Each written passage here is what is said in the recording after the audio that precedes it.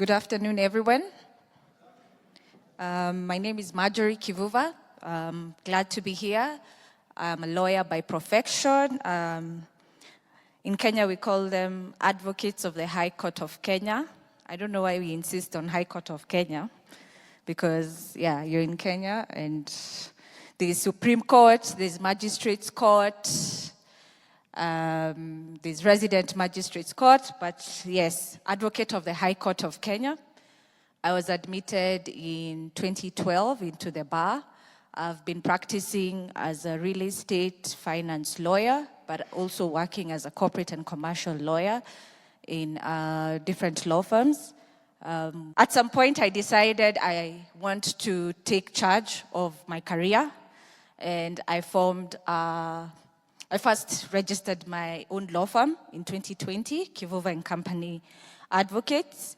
And then I met two people who we aligned on what we wanted to do, and that was to create a Kenyan-founded professional services firm that combines legal, tax, and accounting advisory work. So this means that when we have a client who wants to invest in Kenya or in Africa, we are able to support them from the legal structuring, from the tax structuring, and also from the accounting aspect of the transactions. So Juliet has said a lot about real estate investing, and it's quite interesting because I think the market is really growing for real estate, and I'm seeing Savo is here, and Savo has been doing quite a bit in terms of launching projects. And from a lawyer's perspective, I am happy to see that, because I think there's a point where real estate started having a bad reputation in terms of an investment vehicle.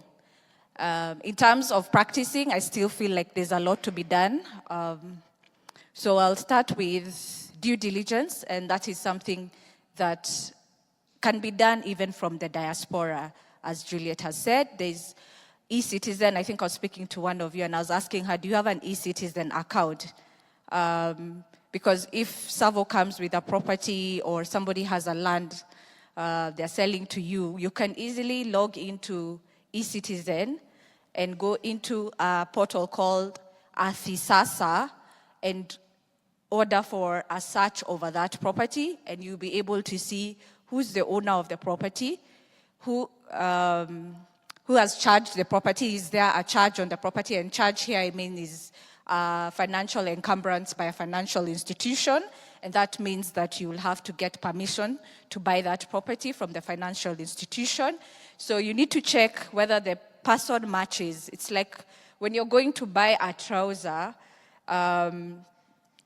you need to check if the trouser fits. Yeah? So we are doing like an investigation into this property. Are you the real owner who is providing me this contract to look at? Do you own this property? Does somebody else have interest over the property? And that is what we call the encumbrance, and which you can tell from the search. And then, are you able to transfer the interest that you hold? Okay, now I'm going into a little bit of jargon, but interest means basically the government recognizes that you have a stake in this property, and no one else has a stake in this property, and there's a different type of interest that is recognized. We will go into it maybe deeper if you come and see me. There's what we call a freehold interest and a leasehold interest. Basically, a freehold interest means you own it into perpetuity, and a leasehold interest is specifically for a number of years. So those are the things that you can quickly check, and maybe before you sign a document, before any developer gives you a document to sign, be it a letter of offer, a contract document, a booking form. I think I've seen something called booking form. Before you sign any document, I would say ask a lawyer, even if it's wakili, a quick one. Please check for me if there's something I need to know very quickly before I sign this document. So you do your due diligence. And maybe even at the due diligence point, I would advise that you also use a lawyer, because you would not know what an encumbrance means. An encumbrance basically means that owner of the property cannot transfer the property to you before discharging the encumbrance, meaning releasing the property from that loan, releasing the property from what we call a caveat, where maybe somebody else was trying to buy that property and they registered an interest against that property. So at the due diligence point, I think I don't want to look like I'm selling services, but just out of caution, I would say, have a lawyer look at the document, have a lawyer do the search for you, have a lawyer tell you what is the implication of your search results. And to go beyond just doing it at the SASA platform, you can hire a surveyor in case you're buying. I've seen a lot of issues where you're buying a piece of land and there's what is called beacons that show the extent of the property, and you find that somebody else has encroached the property and maybe the beacons were not well placed. You'd also want to get a surveyor to give a report to confirm the beacons that are in place, do they match what is at Surveys of Kenya?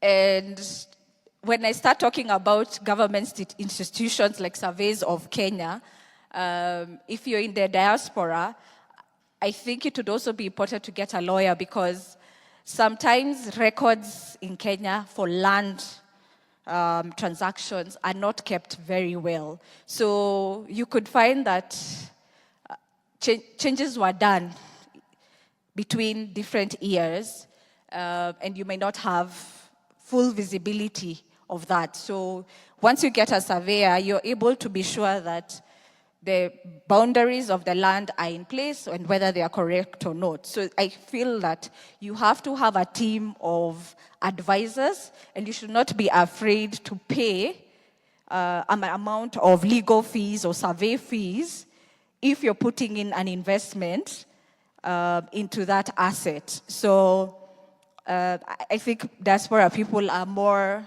aware than the local people here in terms of appointing advisors in transactions. I think buying a property may be seen as a small transaction, but I think in Kenya, because of the bureaucracies and the fraud we have seen, you need to tread very carefully when you're buying a piece of land, you're buying a house, you're buying an apartment, and making sure that your due diligence is on point, your contract documentation is on point. We've seen cases where developers have failed to complete the unit that you're buying, and I find sometimes clients coming to say, I gave out a deposit, the house has not been built, it's now this X number of years, it has not been delivered, what do I do? And you go back to the contract and you're like, there is no proper remedy for you here. You've lost your 10% or you've lost your 20%. So the contract negotiation was not done properly. And I will tell you this market is a developer market. So that means that all the clauses in a contract, as you read them, just know that they are written to defend the developer, not you as the purchaser. So that's one of the reasons that you should get a lawyer to check those documents. Most developers in this market always make sure that the clauses in those documents support them and not the purchaser. The other key thing that you need to be aware of is how your right in the asset is registered, so that when you go to court and say you have X title showing that you own this house, and somebody else comes and says, I also have X title on the same house, you don't get shocked. So there have been cases where there's fraudulent registration of entries at the land registry. So it'd be very important that you get a lawyer to help you ensure that at the end of the day, that your right in the property is constitutionally reflected. And if you are to go to court, the court may be able to recognize the interest that you have in the property. So I think I've covered in terms of real estate and real estate transactions on a very high level. I think the key thing is, after this, get yourself an eCitizen account. Make sure before you buy a property, check on Sasa, whether that property is registered. I know we are currently moving from a manual system. Land transactions were registered using paper files. In the old system, we are now moving into a digitized system, which works very well for the diaspora, where now all the land records will be on a platform where you can access. I think the only challenge that we are having with the digitized system is that when you're signing transfer of instruments for land, we have to send them to you to sign by wet ink signatures. And I think that's something as lawyers we are trying to push, so that land contracts and land transfer instruments can just be docu-signed and uploaded into the system. It might take a while because land issues in Kenya are very sensitive. I think the other lens to look at in terms of investments and what we handle at Tarra Agility Africa is corporate transactions, where you're looking at investing in a startup, or you are the startup owner. I think you've been seeing what has been happening in the country. Every day we have a new tax to pay, a new levy to pay. I mean, the Kenyan business environment has become very difficult to navigate, and this is something we are helping our clients with. It's a very unpredictable environment. So what I would say is that before you have the idea or you have the money, and you want to invest in a company, either by debt, that means putting in a loan, or you want to buy shares in the company, or you want to set up a company yourself, one of the most important things you can do for yourself is, what they call financial modeling.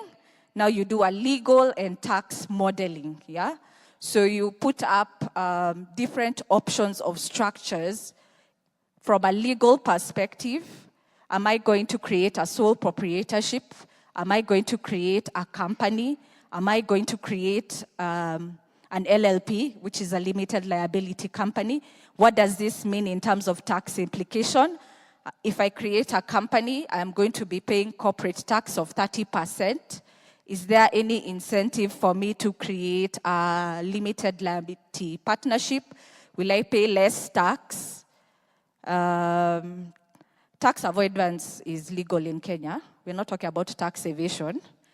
Tax evasion is a crime.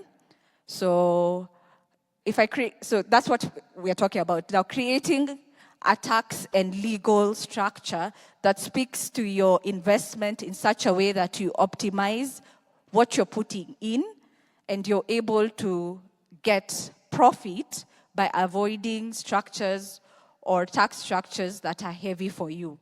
So I think the Kenyan market has innovated in such a way that you're able to think out of the box. Even when they say the law is clear, you can have a team of advisors who are able to create for you structures that help you save money and have more money in the bank. So I'm happy to be in this ecosystem where we have founders and we have Kenyan diaspora who want to come and build wealth in the homeland. Somebody said, let's use the brains that we have to also push the government to continue to create a better business environment. So I look forward to supporting you as the diaspora in investing back into the homeland, and not just personally, but even in a corporate perspective. Thank you very much.